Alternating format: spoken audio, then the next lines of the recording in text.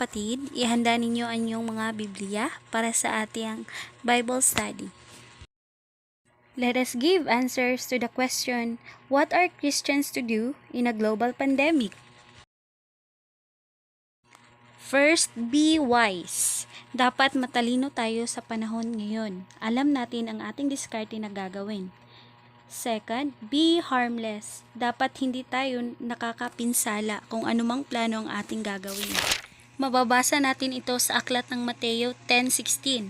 Narito, sinusugo ko kayong gaya ng mga tupa sa gitna ng mga lobo. Magpakatalino nga kayo gaya ng mga ahas at magpakatimtimang gaya ng mga kalapati.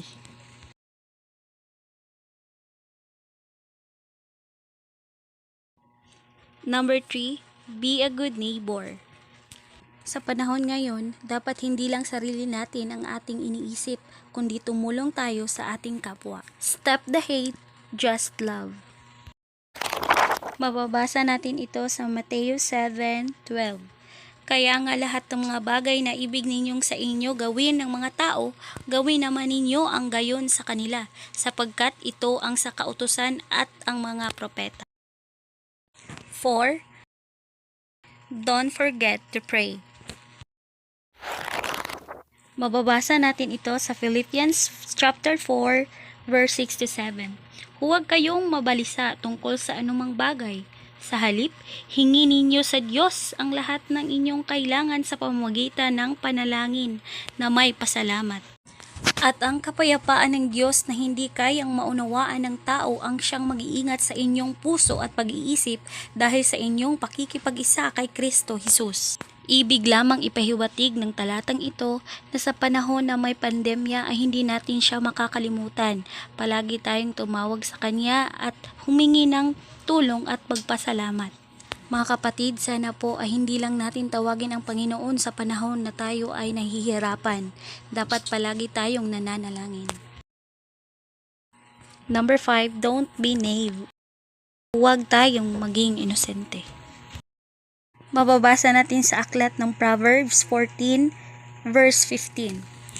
Pinaniniwalaan ng mga musmus ang bawat salita, ngunit ang mabait ay tumitinging mabuti sa kanyang paglakad.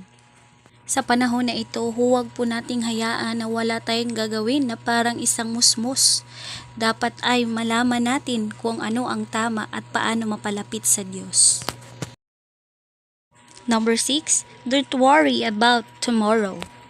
Huwag po tayong mag-alala, magtiwala po tayo sa Poong may kapal. Basahin natin ang aklat ng Mateo 6:33-34. Ngunit higit sa lahat ay bigyang halaga ninyo ang kaharian ng Diyos at ang pamumuhay ng ayon sa kanyang kalooban, at ibibigay niya sa inyo ang lahat ng mga bagay na ito. Kaya nga, huwag ninyong alalahanin ang bukas, sapagkat ang bukas ang mag-alala sa sarili niya. Sapat na ang inyong mga suliranin sa bawat araw. Kung ikaw ay nagsisikap, huwag mong alalahanin ang bukas, kaibigan. Yan ang ibig sabihin ng talatang ito. Don't live in fear. Huwag kang matakot. Basahin natin ang aklat ng 2 Timothy chapter 1 verse 7, sapagkat hindi tayo binigyan ng Diyos ng espiritu ng katakutan, kundi ng kapangyarihan at ng pag-ibig at ng kahusayan. Kaya kaibigan, kung may malalim kang paniniwala sa Diyos, huwag kang matakot dahil sa Kanya ay may kasiguraduhan.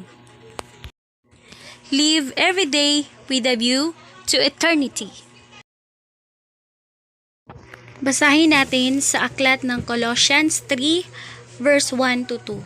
Kung kayo nga'y muling binuhay na kalakip ni Kristo, ay hanapin ninyo ang mga bagay na nangasa itaas, na kinaroroonan ni Kristo na nakaupo sa kanan ng Diyos. Ilagak ninyo ang inyong pag-iisip sa mga bagay na nangasa itaas, huwag sa mga bagay na nangasa ibabaw ng lupa. Ibig lamang ipahiwatig sa talatang ito na binuhay tayo ng Panginoon dito sa mundong ito upang magsamba sa Kanya. Kaya kaibigan, ituon natin ang ating isip at puso sa ating Panginoon. Huwag sa mga bagay na nandito sa ating mundo, dahil sa kahuli-hulihan ay mawawala rin.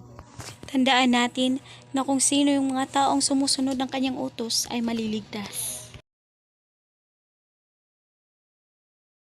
Be wise, be harmless, be a good neighbor. Don't forget to pray, don't be naive, don't worry about tomorrow, don't live in fear, live every day with a view to eternity. Ang shoutout for today: Probinsyanong Bigotilyo, Dan Motovlog, Buhay Kusina, Nedjun Vlog, and Gamatoy. Thank you!